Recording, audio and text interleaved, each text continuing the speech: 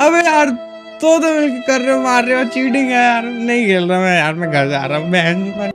सो episode के starting में ही बकचोदी हम देखते हैं कि जब्बार आउट ऑफ कंट्रोल हो चुका है, वो अनकॉन्शियस हो चुका है बिकॉज उसने पिछले एपिसोड में यानी एपिसोड 6 में ही अपने वाइटल इंस्ट्रूमेंट से ही खुद को अनकॉन्शियस कर लिया था और खुद को अनकॉन्शियस करने के बाद लिटरली वो आउट ऑफ कंट्रोल हो गया। और इसे देख के रूदो भी लाइक कि भाई ये इतना पावरफुल कैसे अभी भी, इतना पिटने के बाद, इतना वो होने के बाद। और साथ ही साथ हम ये भी देखते हैं कि जब्बार अब रूदो के ऊपर अटैक कर पा रहा है। रूदो का जो वाइटल इंस्ट्रूमेंट है वो जब्बार को अब रोक नहीं पा रहा बिकॉज ऑफ रूदो का जो वाइटल इंस्ट्रूमेंट है वो ऐसे वर्क करता है कि उसके होस्ट के ऊपर यानी रूदो के ऊपर अगर कोई अटैक करे या फिर उस मन में, जैसे जब्बार के मन में इंटेंशन था कि मुझे रूदो को अटैक करना, उसे मारना है, तो तभी उसका वाइटल इंस्ट्रूमेंट उसको रोकता है, उसके अटैक को नलिफाई करता है। बट जब जब्बार ने खुद को अनकॉन्शियस कर लिया, इसका मतलब उसके अंदर कोई इंटेंशन है ही नहीं कि मुझे हर्ट करना है, वो विदाउट इंटेंशन उसको अटैक कर रहा है, वो अनकॉन्शियस में। इसका मतलब रूदो का जो वेपन है वो नलिफाई हो गया बिकॉज वो जब्बार के अटैक को रोक नहीं पा रहा बिकॉज जब्बार विदाउट इंटेंशन रूदो को मार रहा है। और उसका वाइटल इंस्ट्रूमेंट तभी वर्क करेगा जब कोई इंटेंशन से मारेगा कि हाँ भाई ये मेरे होस्ट को मारना चाह रहा है, मैं इसको मारूंगा। और भाई लिटरली ये पूरा बावला हो चुका है, ये पागल जैसी हरकतें कर रहा, कूद रहा है, फांद रहा है, चिल्ला रहा है, लिटरली ये पागल हो चुका है जब्बार। और रूदो भी ये सब देख के कहता है कि भाई ये बावला हो चुका है क्या, ये क्या कर रहा है, ये मैसोकिस्ट है क्या। और जब रूदो ये वर्ड बोलता है तब हम देखते रूदो का एक छोटा सा फ्लैशबैक उसके बचपन का। कुछ बच्चे उसे बुली कर रहे होते हैं और उसमें से एक बच्चा बोलता है क्या तू मैसोकिस्ट है। तब रूदो रेक्टो को उधर जाता है और रेक्टो से पूछता है रेक्टो ये मैसोकिस्ट क्या होता है। और रेक्टो भी लाइक वेट अ मिनट, तुझे कैसे पता।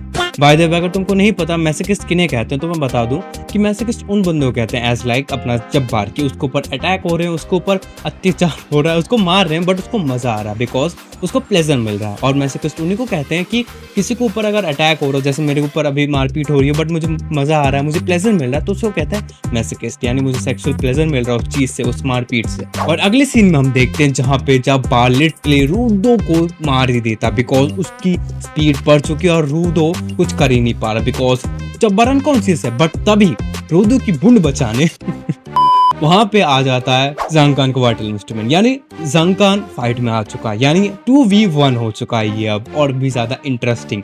और वहां पे ज़ांग के आते ही ज़ांग कहता है कि इस कमीने से मुझे कुछ अपना हिसाब चुकता करना है, रूदो तू साइड में हो जा, इसकी बूंद मैं फाड़ूंगा। और रूदो ज़ांग को देख के कहता है कि तू उसके जहर से बच कैसे गया, तूने क्या चुस्सा मारा उसका। और कहता है कि चुस्सा मारने के बाद तेरी हालत ठीक नहीं लग रही तो तू थोड़ा आराम कर ले। जहाँ पे ज़ांग ये सुन के कहता है कि ओए मैंने मारा चुस्सा, मैं रोज मारता हूँ चुस्सा। और ये भी कहता है कि लगता है तूने अपना वाइटल इंस्ट्रूमेंट यूज करना सीख लिया और तेरा वाइटल इंस्ट्रूमेंट जो ये बहुत ही डरावना और बड़ा भी है, मुझे अच्छा लगा। जहाँ पे रूदो ज़ांग को ये बताता है कि हाँ जो भी है ठीक है बट मेरा जो वाइटल इंस्ट्रूमेंट है उसका जो एबिलिटी है उसके ऊपर अभी वर्क नहीं कर रहा बिकॉज वो अनकॉन्शियस है और इस कारण मेरा जो वाइटल इंस्ट्रूमेंट का जो एबिलिटी है वो नलिफाई हो जा रहा है और लिटरली इससे दूरी बनाने में मेरी भी फट रही है। जहाँ पे ज़ांग ये सुन के कहता है कि तेरा वाइटल इंस्ट्रूमेंट शायद बुरे इंटेंशन के लोगों के ऊपर वर्क करता है। रूदो कहता है कि तुझे कैसे पता। तो वहाँ पे ज़ांग कहता है कि मैं दूरी से तुम्हारा 1v1 देख रहा था और एनालाइज कर रहा था कि कैसे क्या चीजें हो रही है बिकॉज मैं तेरा टीचर हूँ तो मुझे सारी चीजों का ध्यान रखना पड़ता ही है। ज़ांग रूदो कहता है कि मुझे तेरे को हिट करने दे और रूदो सुन के लाइक कि अबे क्यों।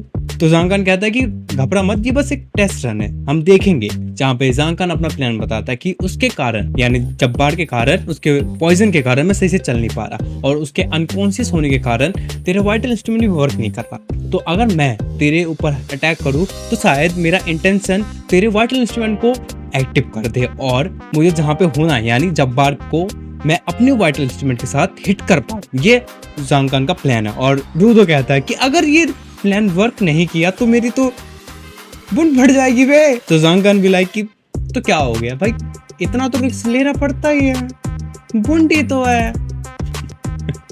और इन दोनों की बकचोदी खत्म होते ही जब्बार उठ जाता है और लिटरली वो एकदम पागल कुत्ते की तरह लग रहा होता है कि भाई वो अब सबकी फाड़ खेलेगा, वो सबकी बूंद काटेगा। और जब्बार डायरेक्टली उन दोनों के ऊपर हिट करता है यानी अपने क्लॉस से उनके ऊपर स्लैशेस उठा देता है बट दोनों डॉज कर लेते हैं। और ज़ांग रूदो को ये कहता है कि गलती से भी उसके क्लॉस के स्क्रैच या फिर जरा सा भी तेरे ऊपर वो निशान या फिर खरोच ना आ जाए वरना तेरी गुत्ती लाल हो जाएगी।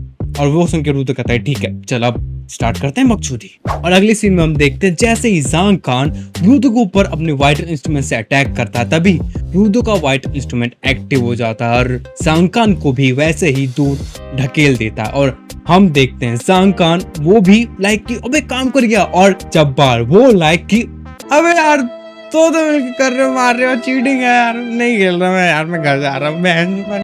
और भाई लिटरली जांग खान को वैसे देख के जब्बार भी लाइक शॉक, और जांग खान जब उसके ऊपर हिट देता है भाई उसका मुंह पिचक जाता है। दोनों शॉक की काम कर गया। और रूदो भी लाइक कि अबे साले अगर ये काम नहीं करता तो तू ऐसे इतनी बुरी बेदर्दी से मेरी पूर्ण मारता।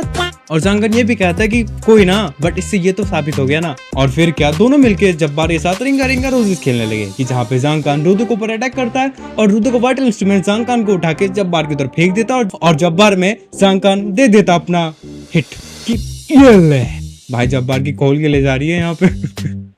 और लिटरली इनकी फाइट देख के मुझे ऐसा लग रहा है यहाँ पे क्रिकेट चल रहा है। जब्बार बॉल है और जांग खान अपना बैट्समैन है, वो धोए जा रहा है भाई बल्ले जैसा कि आ तेरी।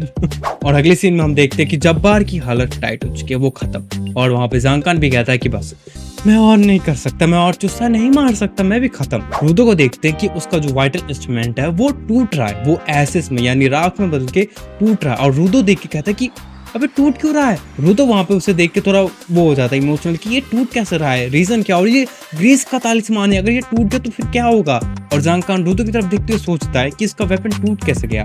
और जहाँ पे हम देखते हैं कि रूदो कांपने लगता है, वो अचानक से ही हिलने लगता है, उसकी बॉडी में कुछ रिएक्शन होने लगते हैं या फिर कुछ प्रॉब्लम होने लगती है कि रूदो में कुछ हो रहा है। पर जब जांग खान ध्यान से देखता है रूदो के पीठ के पीछे, तब उसे दिखता है एक स्लैश यानी एक खरोच जो कि उस क्लॉ से यानी जब्बार के क्लॉ से लगा। और तब जांग खान समझ जाता है कि हाँ भाई, और जांग खान अपने पीछे कुछ सुनता है, और जब वो पीछे देखता है वो देखता है कि जब्बार अपनी लेफ्ट हैंड का जो क्लॉ है उससे अपने गर्दन में कुछ इंजेक्ट कर रहा है। बट जांग खान सोच नहीं पा रहा कि ये कर क्या रहा है, बट ये मूव कैसे कर रहा है। और हम देख पाते हैं कि जब्बार इंस्टेंटली खड़ा हो जाता है और कुत्ते की तरह अपने आप को झाड़ते हुए कहता है कि वाह मजा आ गया। बट वो जब देखता है तब वो कहता है कि लगता है मैंने मजे मजे में कुछ ज्यादा ही कर दिया, बट अच्छा किया मैंने शायद। तो वहां पे जांग खान देख के कहता है कि अबे ये साला खड़ा कैसे हो गया। जांग खान की ये बातें सुन के जब्बार उसके पास आता है और उसे अपना लेफ्ट क्लॉ दिखाता है और उसे कहता है कि ये दे। जहाँ पे जांग खान उसे देख के कहता है कि क्या ये हील कर सकता है, क्या इसके अंदर एंटीडोट है। जहाँ पे जब्बार कहता है कि इसके अंदर कोई भी हीलिंग प्रॉपर्टी या फिर कुछ भी ऐसा नहीं है, ठीक है, एंटीडोट जैसा, ये बस मेरा क्लॉ है। अगर इसको मैं छोटे डोज पे या फिर स्मॉल डोसेस पे लूं तो ये मेरे अंदर का जो पेन है उसको ये हटा देता है। और भी ये बहुत सारी चीजें कर सकता है, पता नहीं और भी ये क्या क्या चीजें कर सकता है। और ये साला ये भी कहता है कि मुझे लगा नहीं था कि मेरी इतनी बुरी धुलाई हो जाएगी लिटरली, बट मुझे मजा आया लिटरली, सच में मैसोकिस्ट है। और कहता है कि तुम दोनों को थैंक्स मुझे इतना बुरा पीटने के लिए, मेरी बुरी लाल करने के लिए। और ये सब बातें होने के बाद जब्बार फिर से अपना जो वेनमस जो क्लॉ है वो जांग खान की पीठ में डाल देता है और कहता है कि चल मैं तुझे फिर से एक डोज देता हूँ। और फिर वो जाके रूदो को उठा के वहां से निकल लेता है, मतलब वो बेसमेंट से ऊपर आ जाता है। और जैसे जब्बार ऊपर आता है यानी टॉप फ्लोर पे, तो उसे लगता है कुछ अजीब है और हम देख पाते कोई उसे बाइनोकुलर से फिर दूरबीन से देख रहा है। और जब्बार सोच रहा है कि कोई देख रहा है और हम देख पाते हैं रियो को। रियो उसे देख के कहती है पकड़ लिया बुन फटी के। जब हम रियो को देख पा रहे हैं यहाँ पे, इसका मतलब सारे के सारे क्लीनर्स यहाँ पे आ चुके हैं। और वही होता है जहाँ पे हम देखते हैं कि एंजिन सडनली आता है और अपनी छतरी से जब्बार के पेट में जो देता है वो जब्बार सीधा जाके दीवार में लग जाता है और रूदो वहां पर ही गिर जाता है। एंजिन आगे कहता है तुम लोगों ने कितनी बकचोदी की है, लगता है यहाँ पे सफाई करनी पड़ेगी। और हम देख पाते हैं सारे के सारे क्लीनर्स, और हाँ पीछे वो बहन का टका भी है जिसने रक्त को मारा जो खुद को एंजिन करता है। और अगले सीन में हम देख पाते हैं जहाँ पे जब्बार की तो फटी हुई है गुंड, वो लेटा हुआ है, जहाँ पे एंजिन कहता है उन सपोर्टर्स ने ही बाकी के क्लीनर्स यानी एंजिन को कॉल किया था तभी वो आ पाए, अगर ग्रेस उनको ऊपर नहीं भेजता तो शायद ये सब टपक चुके होते। और अगले सीन में हम देखते हैं जहाँ पे जब्बार क्लीनर्स को देखते हुए कहता है तुम लोग तो बहुत ही स्ट्रॉन्ग हट्टे कट्टे हो और मैं यहाँ पे टूटे फूटे कचरे की तरह पड़ा हुआ हूँ। लिटरली तुम लोगों को ऐसे देख के मुझे तुम पे प्यार आ रहा है, मैं तुमसे प्यार करना चाहता हूँ, हाँ पुच्ची पुच्ची कू।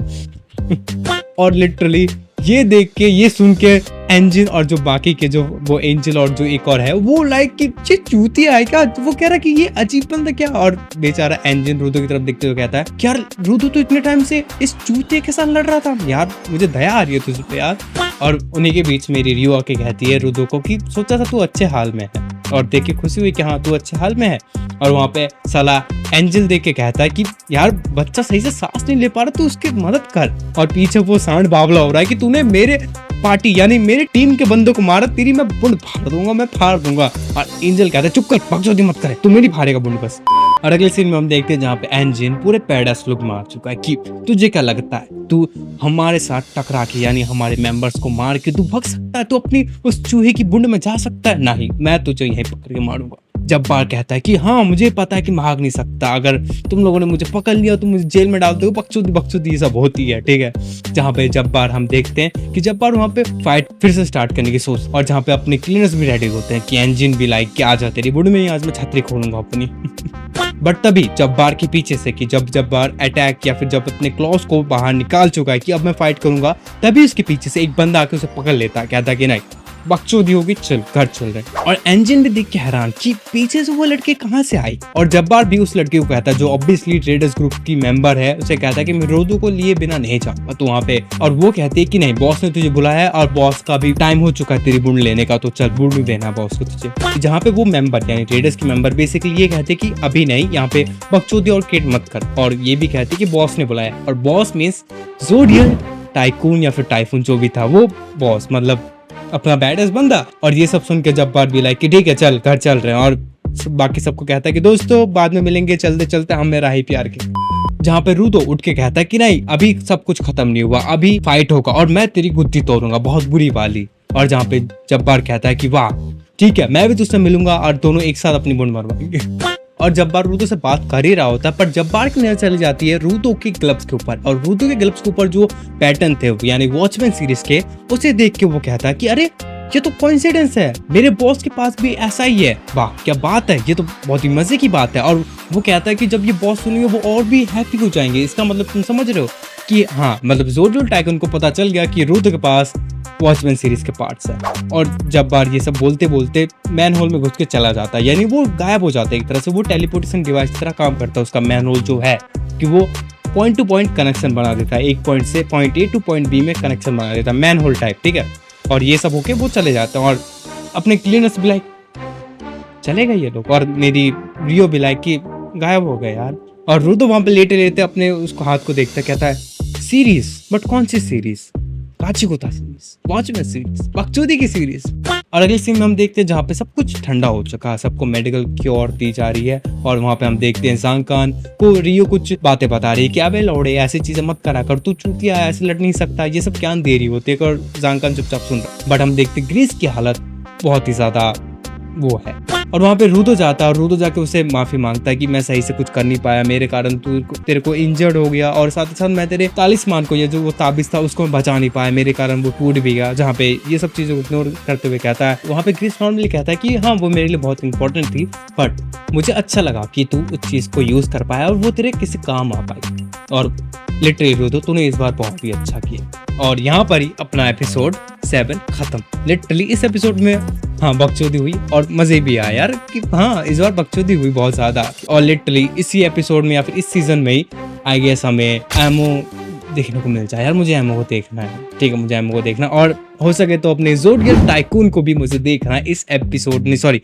इस सीजन के अंदर ही, कि इस सीजन के अंदर ही मुझे एमओ और ज़ोडियल टाइकून को दिखा दो, बस मुझे और कुछ नहीं चाहिए। सो जो भी हो आज के लिए बस इतना ही था। आई होप वीडियो पसंद आए तो डू कमेंट कि क्या अच्छा लगा कैसे नहीं लगा, लाइक कर देना और सब्सक्राइब कर लेना। और हाँ मैंने जो ये शॉर्ट्स बना रहा हूँ ये थोड़े अपने इमोशनल, मैंने जो प्लेलिस्ट बनाई है ये कैसे लग रहे हैं नहीं लग रहे, इस पे थोड़ा मुझे रिस्पांस बताना कि ये मैं आगे कंटिन्यू करूँ या ना करूँ। वैसे रिस्पांस तो अच्छा आ रहा है बट थोड़ी वो भी चाहिए होता है कि अगर अच्छा लगा तो मैं और भी बनाऊँगा, बिकॉज मैंने और भी अच्छे अच्छे लिखे हैं इन लोगों के ऊपर, बिकॉज मुझे मज़ा आता है और मुझे सही में मुझे दर्द वाली चीज़ें लिखने में मज़ा आता है। सो आई होप कि तुम समझोगे और पसंद करोगे इस चीज़ को भी, कि मैं और भी चीज़ें एक्सपेरिमेंट करता रहूँगा और नई नई चीज़ें लाता रहूँगा। सो देखने के लिए स्टे ट्यून और सब्सक्राइब कर देना, ठीक है। मिलते हैं हम अपने अगले वीडियो में, तब तक के लिए जाना।